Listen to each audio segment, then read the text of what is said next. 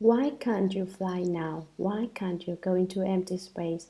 You have too many burdens. That's why they weigh you down and make your body very heavy. That is to speak of the Earth's gravitational pull. But if you are free of burdens, then the force of gravity does not bind you, and you can gain your independence. The transient dust burdens us. It is because your burdens pull at you and cling to your clothing that you can no longer fly, although originally you could. However, the great arhats can think of ways to enable all living beings to transcend their troublesome burdens, so they can no longer be tied down. So the Earth's gravitational force can no longer hold them. Once free, you can drift off into space like a balloon. You can go wherever you wish, to the moon, to the stars. It is not easy to travel this way. This kind of travel is very convenient. There's no need to buy a plane ticket. Wherever you want to go, you can just go there. If you can reach that level, you are said to have transcended your troublesome burdens. Just as the previous sentence praises the great Arhat's virtue of kindness, which brings happiness, this last sentence praises their virtue of compassion, which can rescue living beings from their distress. Sutra.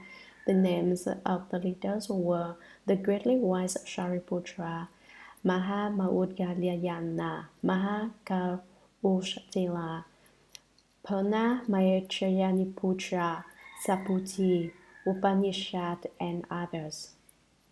Commentary. Shariputra's name may be translated in three ways. Son of the body, because his mother's body was extremely beautiful. Son of the pelican, because his mother's eyes were as beautiful as a pelican's. And son of jewels, because his mother's eyes shone like jewels. And Shariputra's eyes were like his mother's. Shariputra was foremost in wisdom among the South heroes. In fact, greatly wise Shariputra's wisdom was evident even before he was born. Mahakausthila, Shariputra's uncle, used to debate with his sister Sharika. He never had any trouble defeating her until she became pregnant with Shariputra, and then he outwitted him every time. Realizing that his sister's newly acquired skill in debate must be due to the presence of an exceptional child in her womb, Mahakausthila set out to school himself in all the dharmas of all the non-Buddhist religions in preparation for the day when he would meet his nephew in debate. He spent many years in southern India pursuing his studies, and when he returned to seek out his nephew, he learned that the greatly wise Shariputra had left home life to follow the Buddha after having defeated all the master debaters from the 5 parts of India in debate when he was only 8 years old. Mahakausthila was displeased to learn that his nephew was a disciple of the Buddha, because he had naturally hoped that after all his years of study and with his unsurpassed debating powers, he would win the respect and loyalty of the child. He decided to challenge the Buddha, proposing that if he won a debate with the Buddha would relinquish Shariputra to him, and just to show his confidence, he blatantly added that he would chop off his head as an offering to the Buddha if he lost the debate. Once he went before the Buddha, however, his confidence wavered, and he searched frantically through his dharmas for a tenet of doctrine to form the basis of this all-important debate. Finally, the Buddha said, "Well, speak up, establish your principle, and I will consider your request." "Basically, I do not accept any principle," said Kausthila finally, and a bit triumphantly, thinking that this would render the Buddha speechless. "Oh," replied the Buddha without hesitation, "do you accept that position? Bewildered, Shariputra's uncle thought, if I say I don't accept the position of having no position, I will have destroyed my own doctrine and will lose the debate.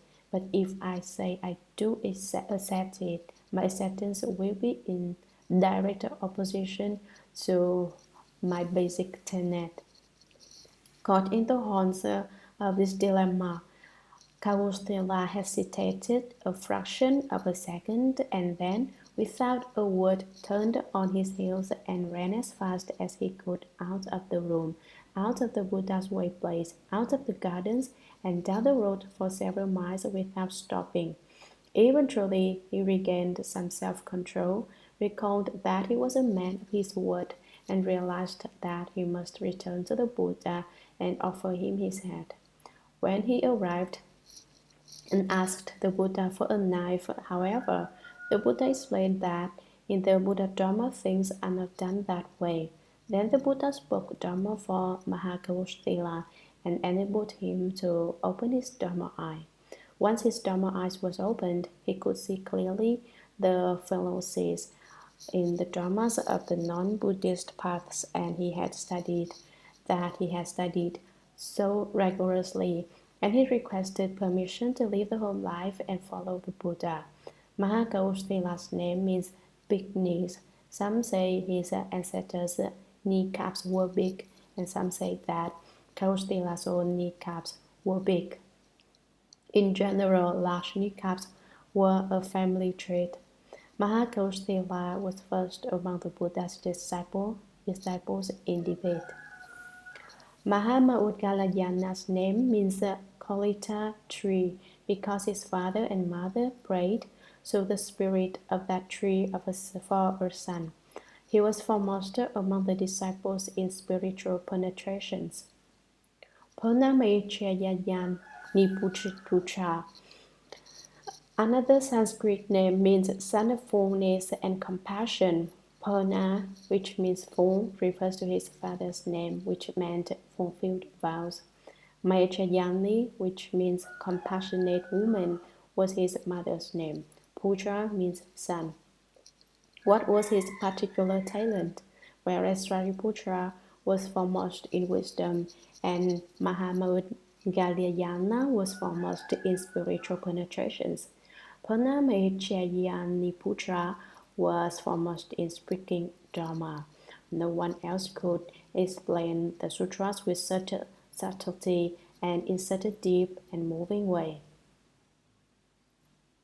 When Purna spoke the sutras, heavenly maidens scattered flowers and golden lotuses welled up from the earth. Whoever would like to be foremost in speaking Dharma can recite Namo Venerable Purna over and over, and Purna will use his wisdom and eloquence to aid you in speaking Dharma so that you will be able to move people. How will they be moved? They want to doze off when you're lecturing sutras. When Purna spoke Dharma, no one was able to go to sleep. He expressed the characteristics of all Dharmas well and so was said to have unobstructed eloquence. Saputi, another of the 10 great disciples, was foremost in understanding emptiness. His name has 3 meanings: born to emptiness, splendid, apparition, and good luck. When Saputi was born, all the wealth in his household, all the gold, silver, and precious gems disappeared. The treasuries stood empty. No one knew where it had all gone. But since the disappearance of the wealth coincided with the birth, the infant was given the name born to emptiness. 7 days after his birth, all the riches reappeared, and so the child was renamed Splendid Apparition. His parents wanted to find out whether the child was good or bad, so they went to a diviner soon after his birth. In India, there was no book of changes, Yi Ching. Instead, they used the diviner to figure out whether their child was good or bad. He came up with good and lucky, so the child was renamed Good Luck. Saputi was foremost in understanding, and so the Vana Sutra, he is the Buddha's interlocutor. That is, it was he who asked Shakyamuni Buddha to explain the doctrine of prana. Upanishad, also Sanskrit, means dust nature. Upanishad awakened to the way when he saw that the nature of all external objects is fundamentally empty. He awakened to the doctrine of impermanence as it is embodied in the nature of external objects and others. Means that these 6 bhikshus were not the only ones in the assembly. There were at least 1,250 disciples in the assembly, but these 6 held seniority and sat in the highest positions. Thus, they are mentioned by name to represent the assembly of great arhats and great bhikshus.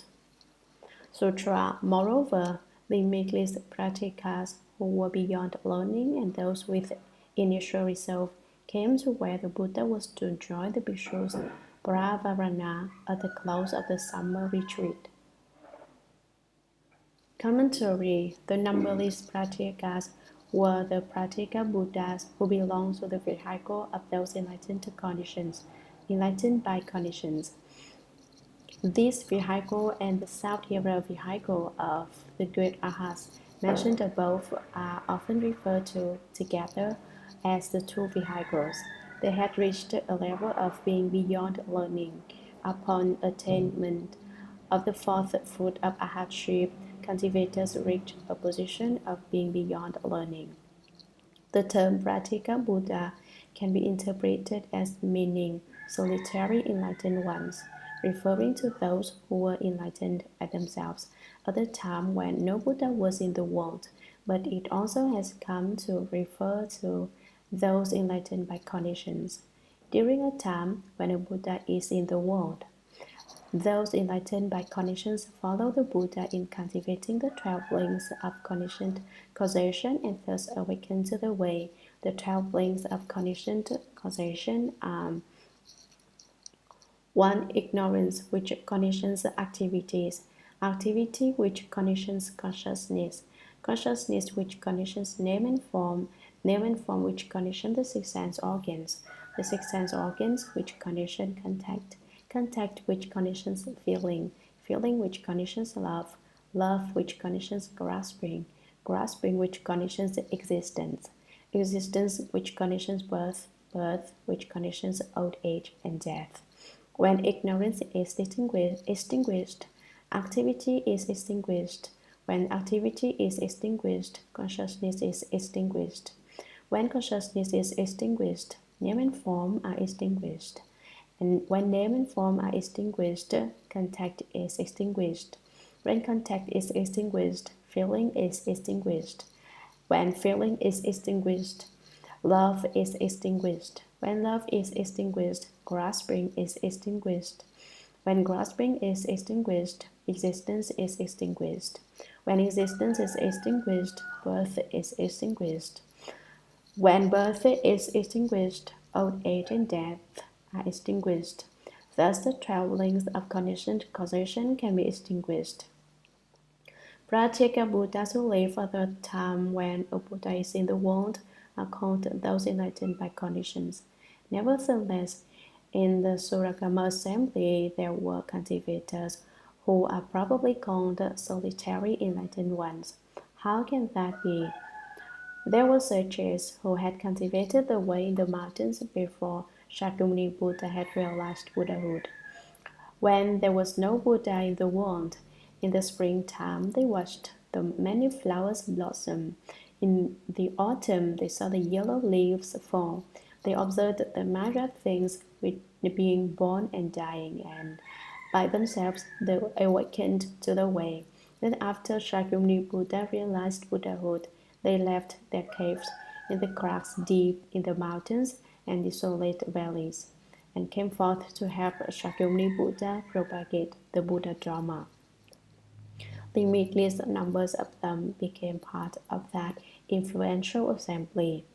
Besides practical Buddhas who were beyond learning, there was also practical Buddhas with initial resolve, arhats with initial resolve, and bhikshus with initial resolve, who had not yet become mature in the way.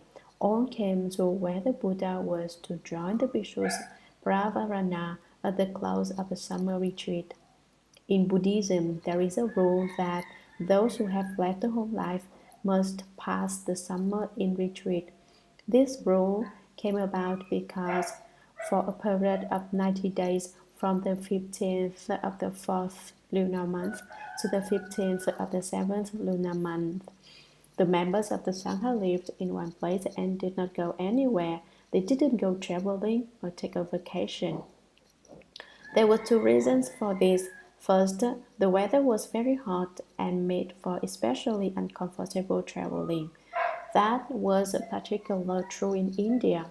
Second, insects and other small creatures are particularly abundant on the earth in summer. To avoid stepping on them and squashing them to death, to nurture compassion for all living beings and to protect them, the bhikshus and bhikshunis and the Buddha lived in one place and did not go out. At the close of the summer retreat refers to the end of the 90-day period of seclusion. During the 3-month retreat, people might have committed offenses and broken rules, and so at the close of the retreat, at the end of the 90 days, it was necessary to hold a communal examination during which everyone was encouraged to confess his offenses frankly. This was the pravarana. If anyone had committed offenses without realizing it, then others in the assembly were expected to question him and help him see his mistakes. Nothing was held back, and everyone was expected to answer the questions he was asked and to admit his faults without argument.